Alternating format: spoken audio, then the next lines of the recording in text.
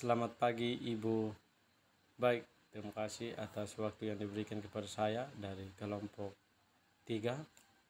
Sebelum saya masuk pada materi presentasi, saya perkenalkan nama kelompok saya, Luciana M.D. Keban, Mariana D. Geintan, Meltildis Jerifa, dan sendiri Marlon Joang Golwola.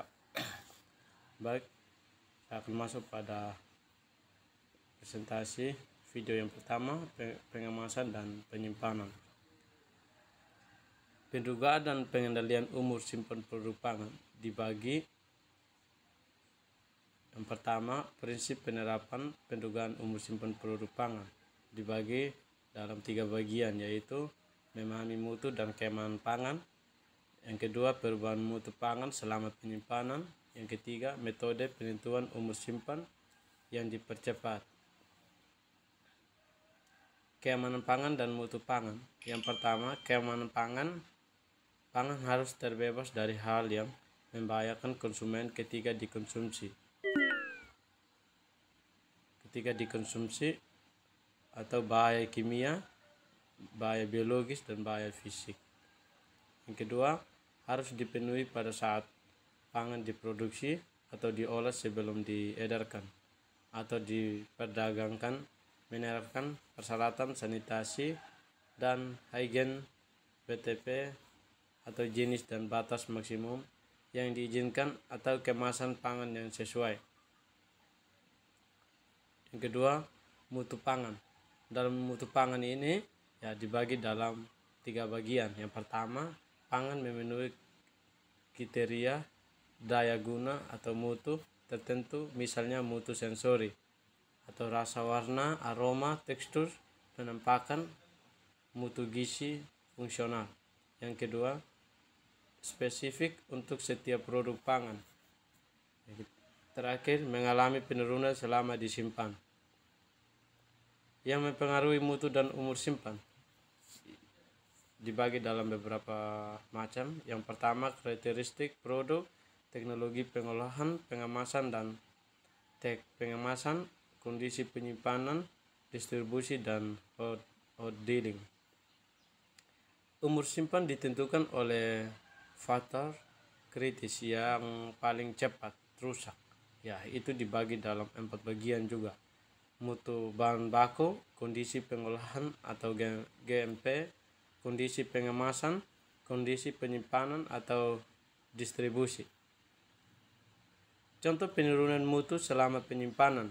Yang pertama, reaksi Maillard menyebabkan perubahan warna semakin tinggi, laju kerusakan meningkatkan. Atau contoh susu berangsur kecoklatan akibat reaksi antara gula reproduksi atau laktosa dan gugus amin atau asam amino protein. Oksidasi asam lemak tidak jenuh memicu pembentukan bau tegik untuk produk yang digoreng. Laju kerusakan dapat dipicu oleh suhu, oksigen, cahaya enzim, lipoksigenase, atau contoh keripik kentang berangsur tegik selama disimpan. Perubahan mutu atau fisik kimia, mikrobiologi, organoleptik selama pengolahan dan penyimpanan pangan. Agenda dibagi dalam 4 macam. Yang pertama, pengertian mutu. Kedua, mutu produk pangan dan pengukurannya. Yang ketiga, ingredient kimia pangan. Yang terakhir, perubahan mutu selama pengolahan dan penyimpanan pangan. Dalam perubahan mutu selama pengolahan dan penyimpanan pangan dibagi juga dalam beberapa macam. Yang pertama, perubahan karena proses. Yang kedua, perubahan pada atribut mutu. Yang ketiga, perubahan pada komponen. Pengertian mutu. Yang pertama, masyarakat suatu negara dengan pangan berlimpah memilih berdasar mutu. Dalam masyarakat suatu negara dengan pangan berlimpah memilih berdasar mutu juga itu dibagi dalam ada rasa, penampakan, dan kandungan zat gizi. Yang kedua, memilih dengan menggunakan panci indera. dalam memilih dengan menggunakan panca indera. Begitu juga ada penglihatan, peraba, pembau, perasa, dan pendengar. Mutu produk pangan yang pertama, mutu eksternal. Kriteria mutu yang dapat diindra, dilihat dan diraba tanpa harus dicicip konsumen. Yang pertama, warna, intensitas, gloss, keseragaman. Yang kedua, bentuk ratio antara dimensi, keseragaman. Yang ketiga, bau, aroma. Yang keempat, ukuran, dimensi, berat, dan volume. Yang kelima, bentuk, kondisi, permukaan atau halus atau kasar. Yang keenam, penampilan ada atau tidaknya kerusakan atau cacat dan lain-lain. Fourth, ingredients. Yang pertama, main ingredients. Yang kedua, nutritional ingredients, ya, micronutrients, vitamin and minerals, non-nutrient ingredients, prebiotics, polyphenol atau ETC. Ketiga, food additives. Studi khusus umur simpan produk pangan olahan. Yang pertama, identifikasi parameter kualitas kritis yang berpotensi yang mempengaruhi umur simpan produk. Yang kedua, identifikasi bahan baku yang kritikal menentukan umur simpan produk dan klaim fungsional produk. Produk 1, biskuit dengan isian krim dan gula. Deskripsi produk. Yang pertama, bahan baku, terigu, gula, lemak nabati, glukosa, sirup, jagung, baking powder, lecithin, garam, perisa, vanile. Yang kedua, suhu penyimpanan atau suhu ruang atau 28 derajat Celcius.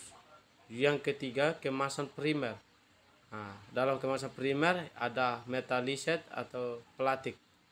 Yang terakhir, teknologi pengawetan atau yang disebut juga baking. Identifikasi bahan baku yang kritikal menentukan umur simpan produk dan klaim fungsional produk. Yang pertama, minyak nabati. Yang kedua, glukosa. Ketiga, sirup jagung. Yang keempat, lecithin. Identifikasi parameter kualitas kritis yang berpotensi yang mempengaruhi umur simpan produk, ya, dibagi dalam 4 bagian. Yang pertama, tekstur.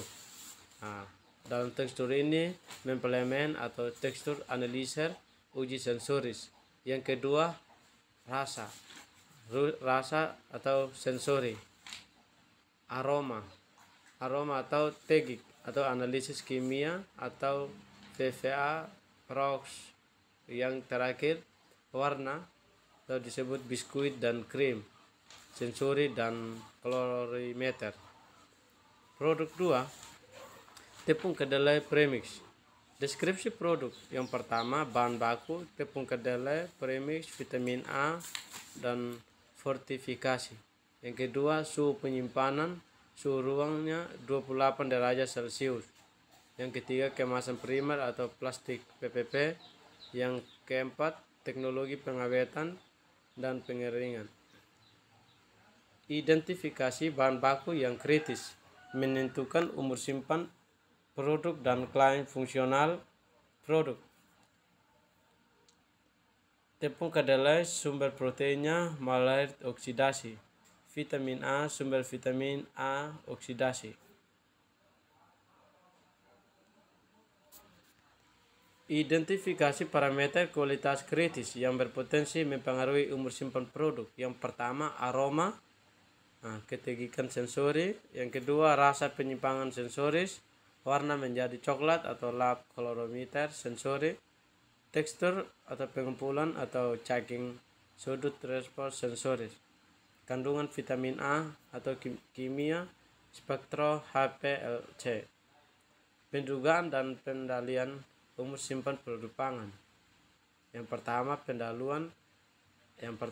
air berperan penting dalam menentukan karakteristik sistem pangan. Yang kedua, karakteristik fisik dan tekstur produk pangan. Yang ketiga, stabilitas kimia. Yang keempat, pemahaman interaksi kimia fisik antara dengan komponen bahan pangan, perbaikan proses dan pengemasan, mendapatkan dan meningkatkan mutu, tekstur, serta stabilitas produk pangan. Percobaan pertukaran uap, persen kelembaran relatif humidity, persen RH sama dengan pH 2 derajat Celcius per P derajat kali 100. pH 2 derajat sama dengan tekanan uap air parsial di udara ruang penyimpanan. P derajat sama dengan tekanan uap air murni pada suhu yang sama pada 100% RH, pH 2 derajat. Bagaimana perpindahan air ketika cerakres dan keju ditimbangkan dalam sebuah wadah tertutup? RH 75%, T 30 kurang lebih 1 derajat Celcius. Tindakan akan terjadi pertukaran air karena kedua produk saling berkeseimbangan. Air dalam cerakres dan air di dalam keju, keduanya memiliki status termodinamika yang sama menurut kandungan potensi kimianya. Definisi potensi kimia dan aktivitas air atau AW. Yang pertama, berdasarkan konsep termodinamika, bila potensi kimia suatu bahan atau ingredient nilainya sama, bahan akan keseimbangan perubahan total antara keduanya sama dengan 0. Yang kedua, bila suhu T konstan dan nilai serta R konstan, maka nilai aktivitas air atau AW pada cerakes dan keju akan sama. AW cerakes sama dengan AW keju sama dengan AW udara. Isotermi seperti air ISA, hubungan antara kadar air, kesetimbangan dan AW pada suhu tertentu. Pangan dengan kandungan air yang berbeda akan memiliki AW yang berbeda tergantung pada interaksi antara air dengan bahan padatan atau sulitnya. Setiap produk akan memiliki bentuk kurva ISA yang berbeda. Air dan perubahan tekstur. Yang pertama, kerenyahan. Dalam kerenyahan produk pangan, amorphous glass solid, penyerapan air ruberi material setelah melewati kadar air kritis atau MC, kehilangan kerenyahan. MC menentukan AW kritis dan TG. AW lingkungan di atas AW kritis, transisi gelas kerenyahan hilang, simpan dan distribusikan produk AW di bawah AW kritis dan di bawah TG. 2. Pengumpulan caking. Pengumpulan dan pelengketan terjadinya karena konferensi amorphous glass amorphous rubber saat melewati MC dan AW kritis. Umumnya produk dengan kadar gula amortin tinggi memiliki AW kritis 0,4. Kenaikan AW bisa karena transfer uap air via kemasan atau pertukaran antara komponen bahan. Yang terakhir, perlu diketahui kurva ISA masing-masing ingredient. Yang ketiga, kristalisasi. Yang pertama, produk dengan ruberi state mengalami kristalisasi menghasilkan tekstur berpasir dan kasar. Yang kedua, AW produk yang mengkristalkan menurun kelembaban diserap ingredient lain.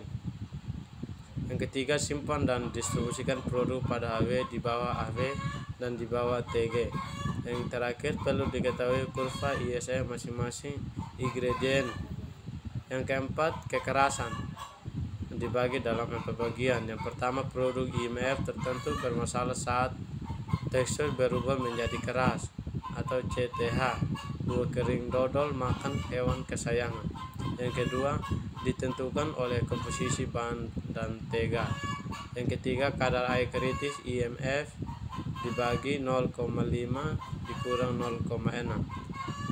Yang terakhir, strategi pelapisan coating. Sekian dan terima kasih hasil presentasi saya. Saya mengucapkan limpah terima kasih. Selamat siang Ibu.